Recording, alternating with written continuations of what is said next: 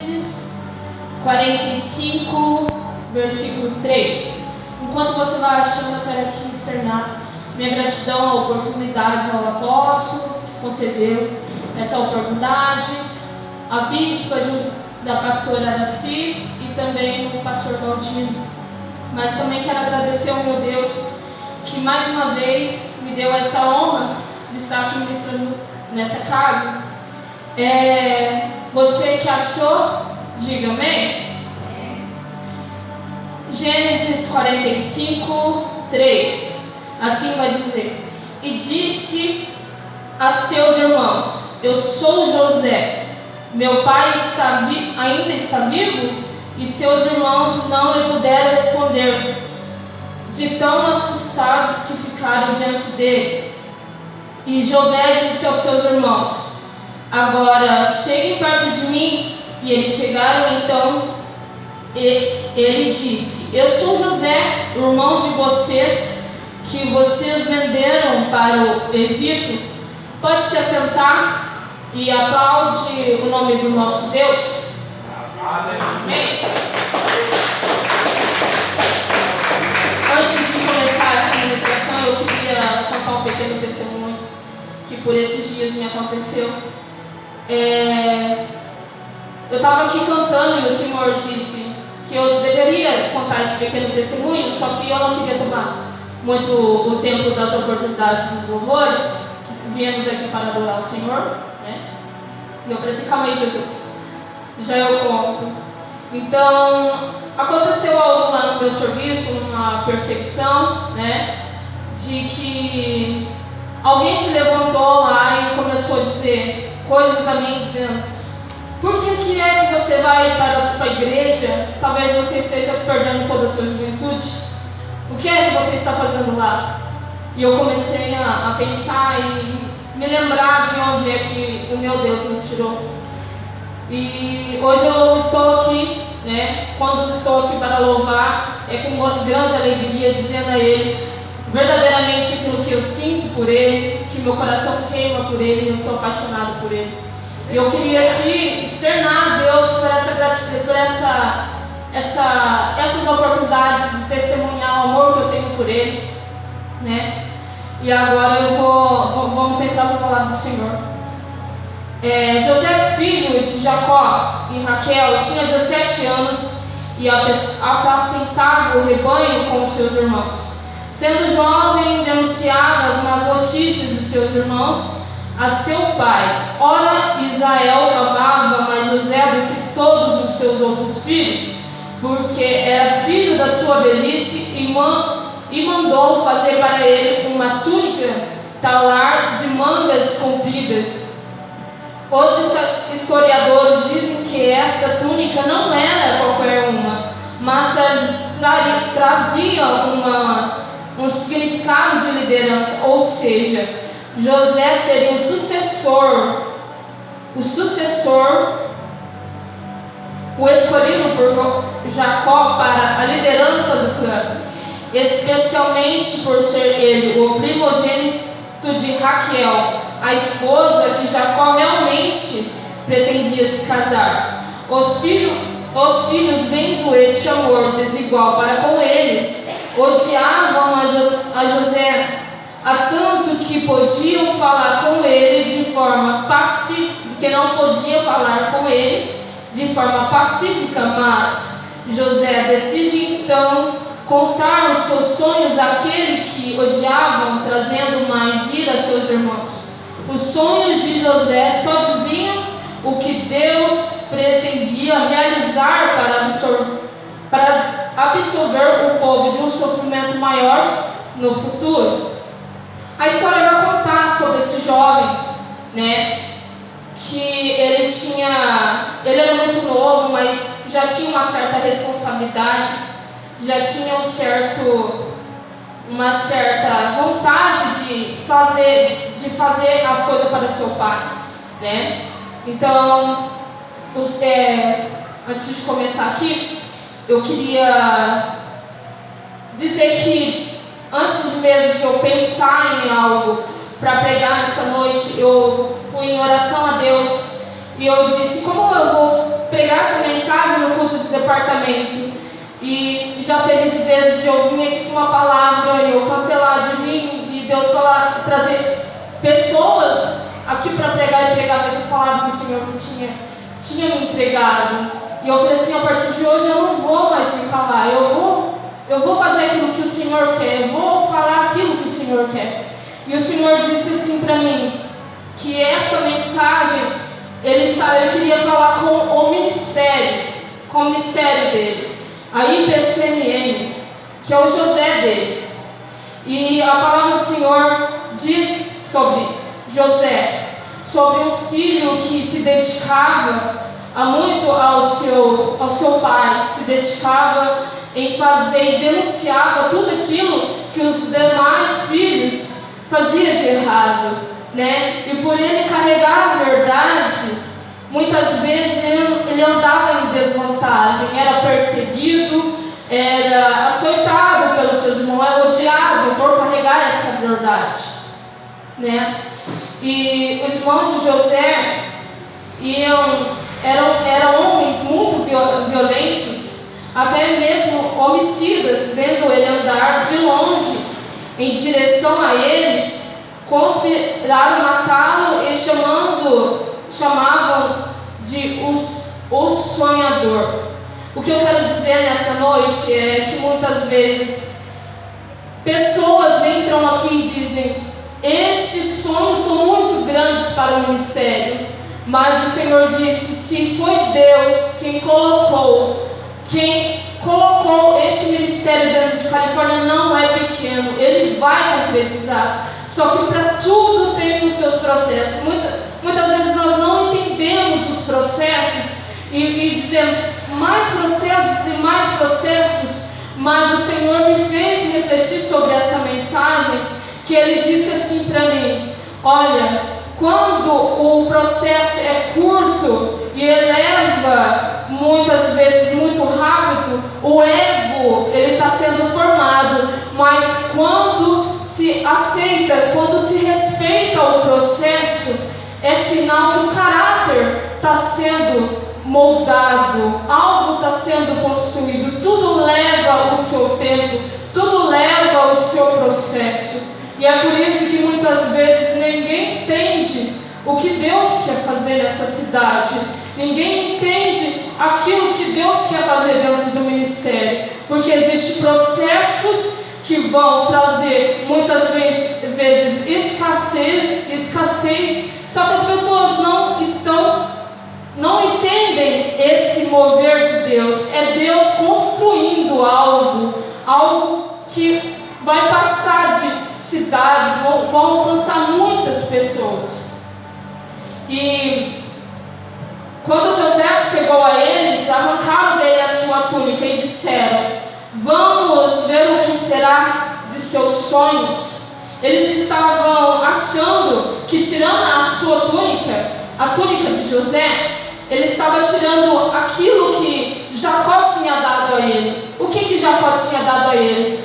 Jacó tinha dado uma túnica na intenção de colocá-lo na liderança do clã. Mas o Senhor olhou para José e disse, eu não tenho só você como líder do clã, mas eu tenho você como líder, como governador do Egito. Eu não te trouxe só para trazer uma liderança para o clã, mas sim para matar a fome de milhares de pessoas. Assim diz os historiadores, que quando José estava no governo, matou mais de milhares salvou mais de milhares de pessoas. Não houve fome, porque a sabedoria de José estava naquele lugar. Era um momento propício para José estar lá.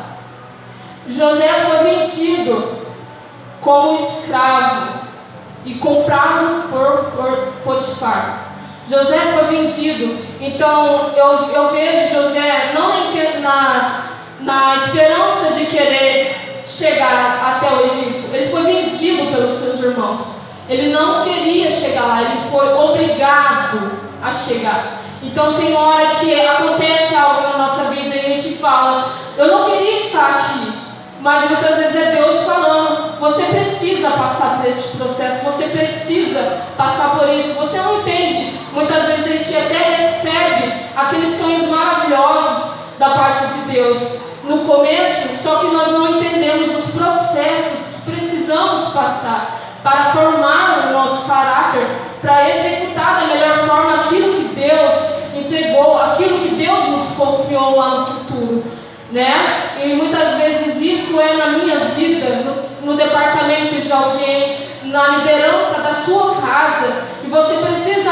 entender que Deus, Ele não espiritualiza, Ele não vai na emoção. Ele te trouxe, Ele te chamou não só para uma emoção, na intenção de trazer você aqui. Ele quer te formar para algo lá na sua casa, lá dentro do seu departamento. E é assim que Deus trabalha. Ele pega gente que não tem nada e transforma naquilo que Ele quer. É assim que Deus faz, né? E os processos dele virão, e ninguém poderá dizer não à mão de Deus quando se já for falado sim.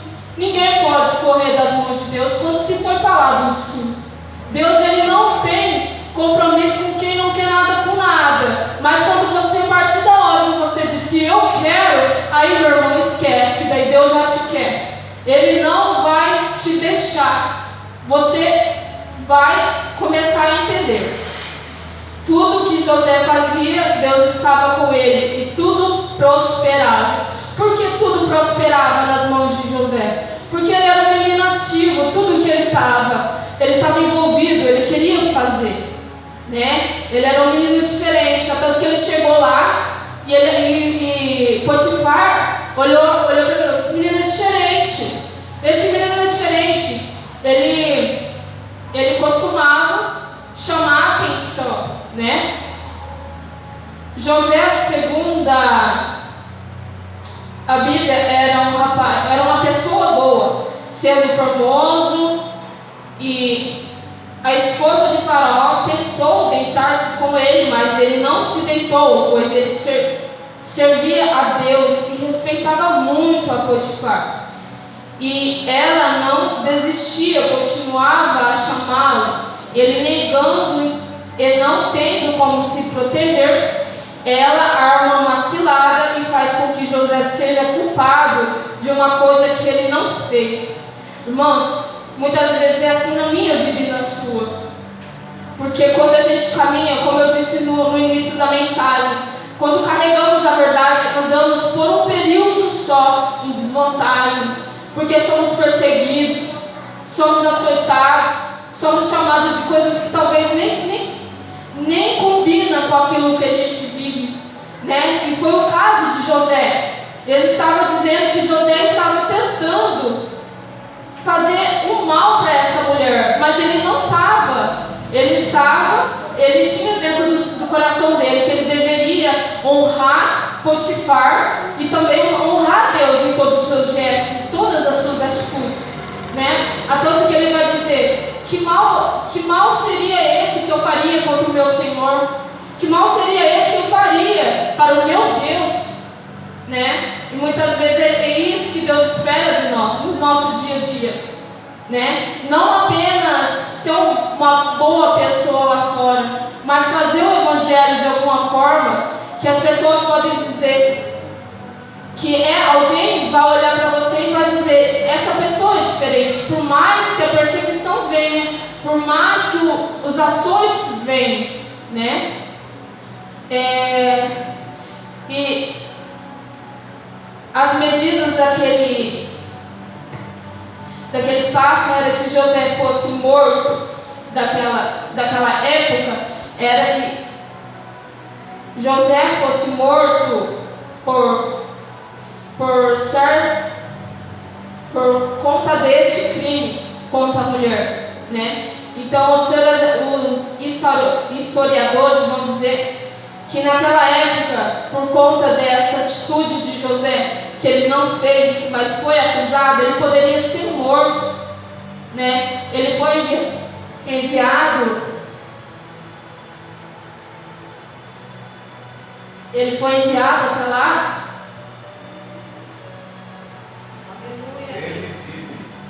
ele foi enviado até lá na intenção de fazer parte do processo, ele precisava passar por aquilo.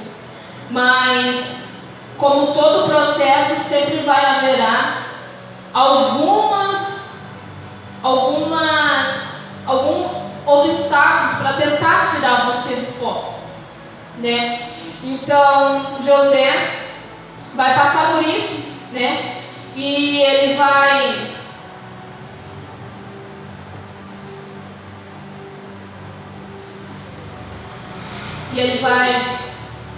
eles vão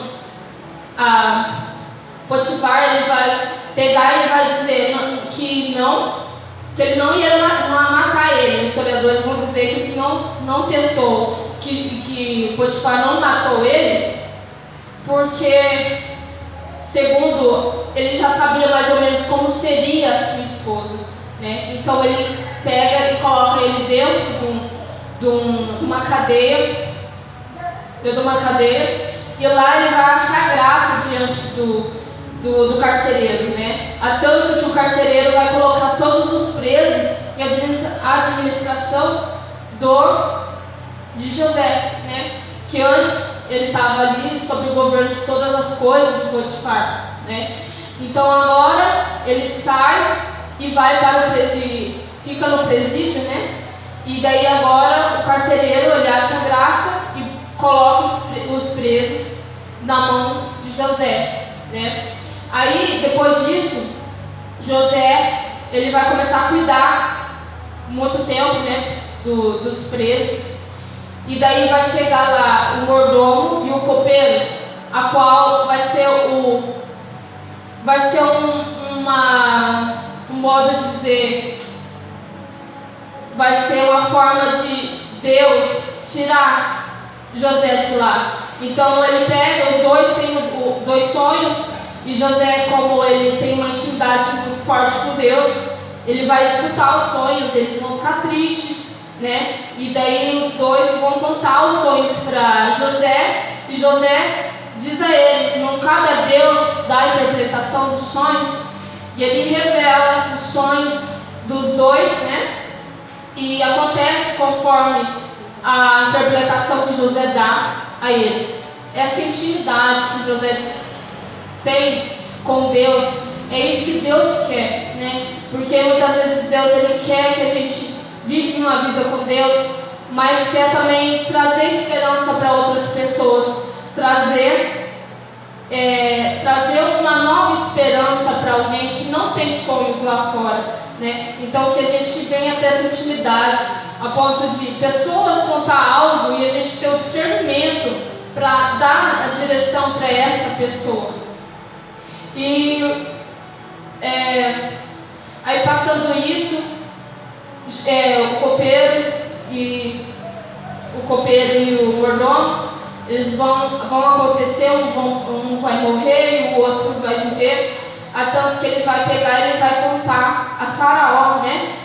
Depois de 2 anos, a tanto que José pede, assim, quando você estiver diante de Faraó, conte a ele tudo o que aconteceu, fala para ele que eu sou inocente, que eu estou neste lugar, e em vão, porque eu não fiz nada contra essa moça que acusaram eu de estar fazendo, de ter feito algo contra ela. Então, aí, depois de 2 anos, o mordomo vai se lembrar de José e vai dizer, depois de Faraó ter o sonho, que cabia exatamente onde Deus tinha falado para José que colocaria ele, né? Faraó vai ter os sonhos das secas, né? Que vai ter 7 anos de muita fartura e depois vai ter 7 anos de muita pobreza, né? A ponto que muitos poderiam morrer de fome, né? Então ele se lembra de José. Um dia ele é carcereiro, no outro dia ele já está se apresentando diante de Faraó, e ele vai chegar até Faraó e vai interpretar aquilo que conforme Deus mandou, né? A tanto que José, quando ele vai chegar diante de Faraó, ele vai falar assim para Faraó: escolha alguém que tenha discernimento para executar isso da melhor forma, para que ninguém venha morrer de fome, para que ninguém venha perecer nessa seca, nessa destruição que poderia acontecer. E daí Faraó olha para ele e fala assim: eu não achei ninguém com essa sabedoria, com isso que você tem, isso que você possui, né? Porque os processos que José havia passado se tornou aquilo que o Faraó precisava naquele momento. Então, muitas vezes, esses processos que nós passamos, um dia a gente vai entender lá na frente, não é para a nossa morte, mas sim para a vida, para resgatar aquele que precisa de uma esperança, né? Por esses dias eu estava pensando, muitas vezes Deus até permite alguém passar algumas necessidades, né? E eu fiquei me perguntando por quê? Por que Deus permite isso acontecer muitas vezes? E Deus ministrou algo no meu coração e disse assim: quando alguém está com fome e uma pessoa se levanta para dar algo de comer, se ela não passou por aquela situação, ela vai dar qualquer coisa e vai dizer assim: não, seja abençoado, tá bom, para quem tem fome tá ótimo. Mas quem passa pelo processo vai dar o seu melhor, porque passou por aquilo. É por isso que Deus, Ele permite algumas coisas acontecer na minha vida e na sua, porque Ele quer que a gente sente na pele, para que no amanhã a gente entenda, para que a gente entenda o que a pessoa está passando e não olhe para ele e desdenhe da dor dele, mas sim fortifique naquele momento difícil, né? Então é isso. Então Faraó já estava no governo, né?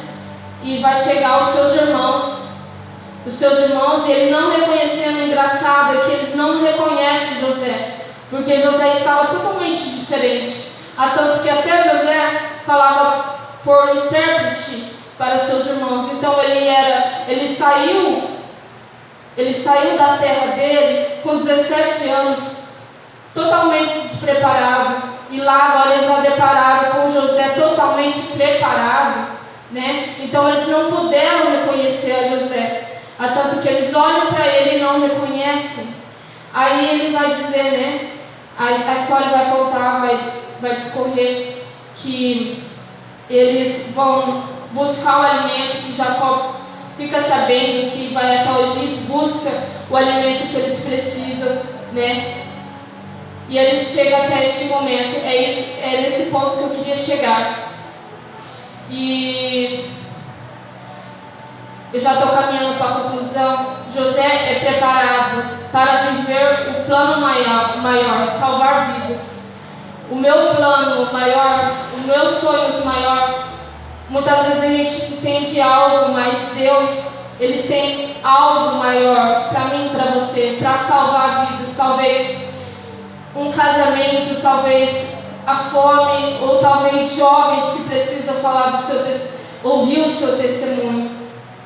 A faculdade de José foram os desafios da vida. E o cumprimento da promessa não construiu um ego, e sim um caráter. Tudo isso que José passou foi para construir o caráter de um governador, uma pessoa totalmente disciplinada e preparada para viver aquilo que Deus queria que ele vivesse, né? Então que nessa noite você venha colocar isso dentro do seu coração, que os processos, que os desafios que nós estamos vivendo, que você vive, nada é em vão.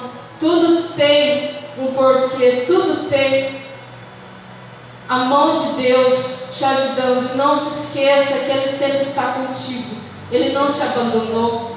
E é por isso que nós estamos aqui para glorificar, porque nós não servimos um Deus que não vê, mas sim um Deus totalmente perfeito e vivo, que nos ouve todos os dias e todas as nossas orações. Eu quero aqui pedir ao apóstolo que ele venha, que ele possa orar por nós, no nome de Jesus. E